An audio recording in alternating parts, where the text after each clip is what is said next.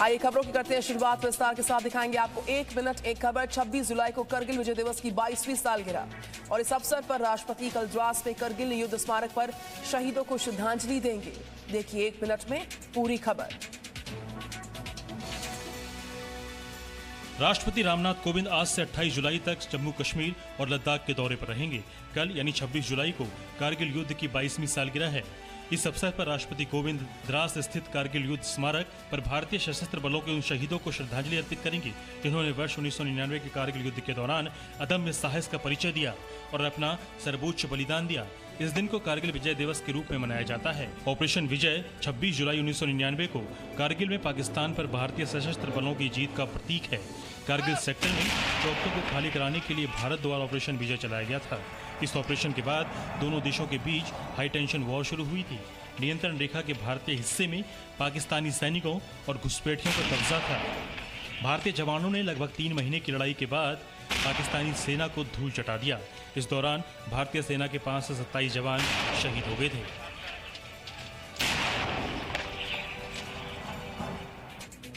मेघालय असम दौरे पर गए केंद्रीय गृह मंत्री आज गुवाहाटी में कामाख्या देवी मंदिर में दर्शन करेंगे। वो वहां कई सारी योजनाओं का उद्घाटन करेंगे। देखिए 1 मिनट में पूरी खबर। गृह मंत्री अमित शाह 2 दिनों के नॉर्थ ईस्ट दौरे पर मेघालय में हैं। आज वे सोहरा जाएंगे जहां वह वृक्षारोपण परियोजना और जलापूर्ति परियोजना का उद्घाटन करेंगे। वे रामकृष्ण मिशन भी जाएंगे। इसके बाद अमित शाह आज ही असम जाएंगे जहां गुवाहाटी में मां कामाख्या देवी मंदिर में दर्शन करेंगे। वे गुवाहाटी में cancer institute of radiotherapy block का भी उद्घाटन करेंगे। इसके पहले अमित शाह शनिवार को मेघालय पहुंचे जहां उन्होंने पूर्वोत्तर राज्यों के बीच चल रहे सीमा विवाद समेत कई मुद्दों पर चर्चा की। गृह मंत्री अमित शाह ने पूर्वोत्तर के 8 राज्यों के मुख्यमंत्रियों के साथ बैठक की अध्यक्षता की। इसमें सभी राज्यों के मुख्य सचिव और डीजीपी भी शामिल रहे। बैठक में पूर्वोत्तर के कई राज्यों के बीच चल रहे सीमा विवाद के साथ ही अन्य अंतर्राज्यीय मुद्दों पर भी चर्चा हुई। गृह मंत्री अमित शाह ने मवियोंग में अंतर्राज्यीय बस अड्डे और न्यू शिलोंग टाउनशिप में क्रायोजेनिक प्लांट का भी उद्घाटन किया। और यूपी के मुख्यमंत्री योगी आदित्यनाथ आज अयोध्या के दौरे पर रहेंगे और अयोध्या में रामलला के दर्शन के साथ ही सीएम योगी मेडिकल कॉलेज और ऑक्सीजन प्लांट का निरीक्षण भी इस दौरे के दौरान करेंगे। देखिए 1 मिनट में पूरी खबर। यूपी में योगी मंत्रिमंडल का जल्द ही विस्तार किया जा सकता है। सूत्रों के मुताबिक चुनाव से पहले जातीय समीकरण बनाने के लिए मंत्रिमंडल में 6 नए मंत्रियों को जगह मिल सकती है। हाल ही में बीजेपी में शामिल जतिन प्रसाद और निषाद पार्टी के संजय निषाद को मंत्री बनाया जा सकता है। साथ ही कुछ और ओबीसी चेहरों को भी मंत्रिमंडल में जगह दी जा सकती है।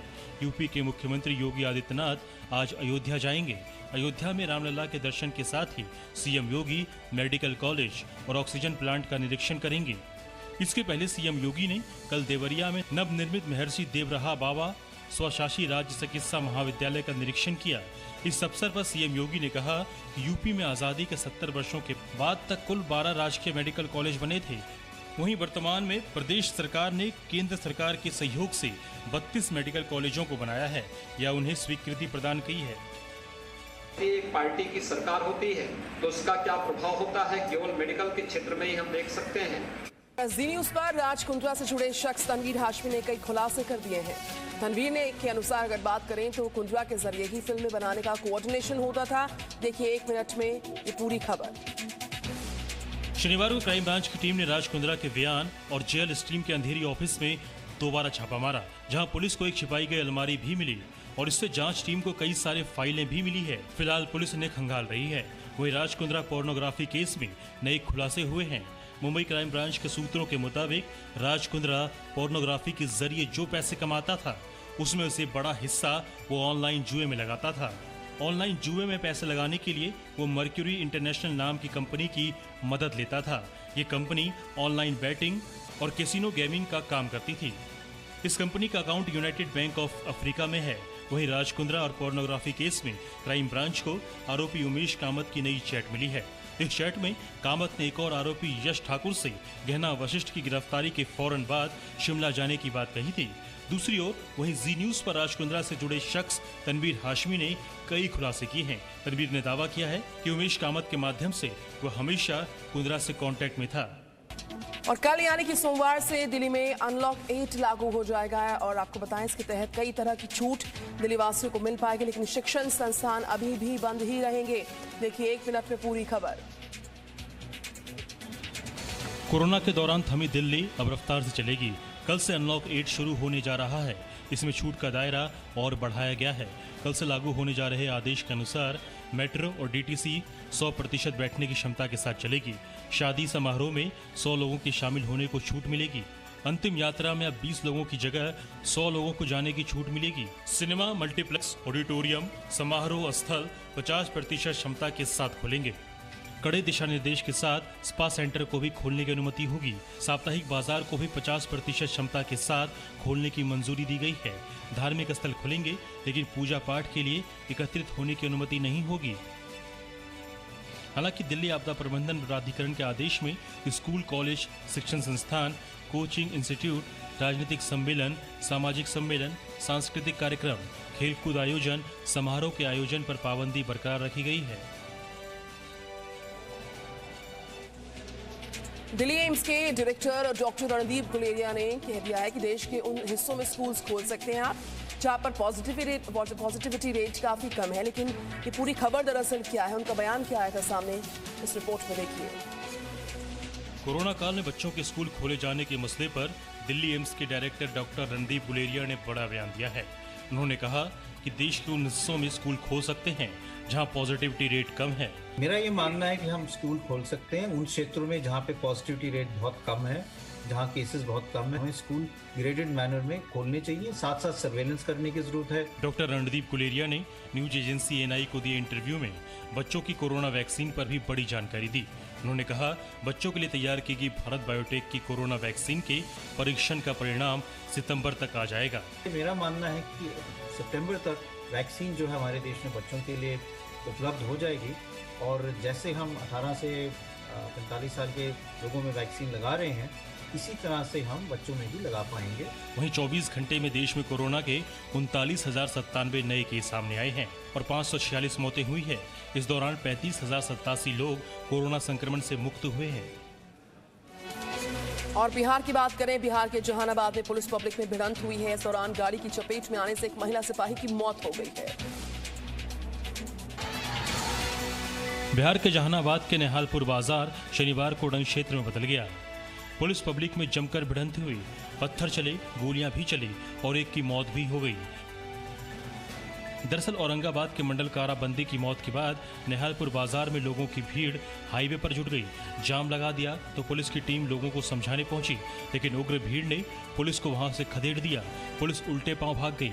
रास्ते में पुलिस की गाड़ी छूटी तो भीड़ के निशाने पर वो गाड़ी आ गई। इस बवाल के दौरान एक महिला सिपाही गाड़ी की चपेट में आ गई, जिससे उसकी मौके पर ही मौत हो गई। सिपाही की मौत की खबर मिलने के बाद पुलिस बल मौके पर पहुंची। उसके बाद तो भीड़ को पुलिस ने खदेड़ कर पीटा। कई राउंड गोलियां भी चलाई गई। इस भिड़ंत में कई लोग घायल हो गए। पूरे इलाके में तनाव है। हालांकि पुलिस बल मौके पर मौजूद है, जिस वजह से हालात काबू में हैं। भारी संख्या पुलिस फोर्स मौके पर कैंप कर रही है। महाराष्ट्र में लैंडस्लाइड और बरसात से एक बड़ा नुकसान हो रहा है लगातार। तो वहीं ठाणे की बात करें, पालघर समेत कुछ जिलों में अभी भी तेज बरसात का अलर्ट मौसम विभाग द्वारा जारी। महाराष्ट्र में बारिश और लैंडस्लाइड से अब तक 150 लोगों की मौत हुई है, जबकि बड़ी संख्या में लोग अब भी लापता हैं। जानकारी के मुताबिक अभी ये आंकड़े और बढ़ सकते हैं।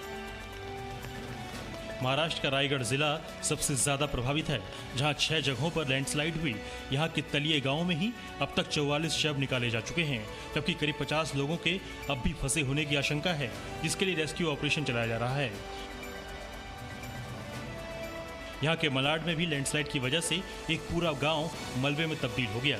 यहां भी रेस्क्यू ऑपरेशन चल रहा है। महाराष्ट्र के मुख्यमंत्री उद्धव ठाकरे ने इस गांव का दौरा किया और रेस्क्यू ऑपरेशन का जायजा लिया। प्रभावित इलाकों में एनडीआरएफ की टीमों को लगाया गया है। वहीं राज्य के चिपलून, कोल्हापुर, सतारा, अकोला, यवतमाल, हिंगोली जैसे जिलों में सबसे ज्यादा बारिश का कहर देखने को मिल रहा है। इसके अलावा ठाणे, पालघर में अभी भी तेज बारिश का अलर्ट जारी किया गया है।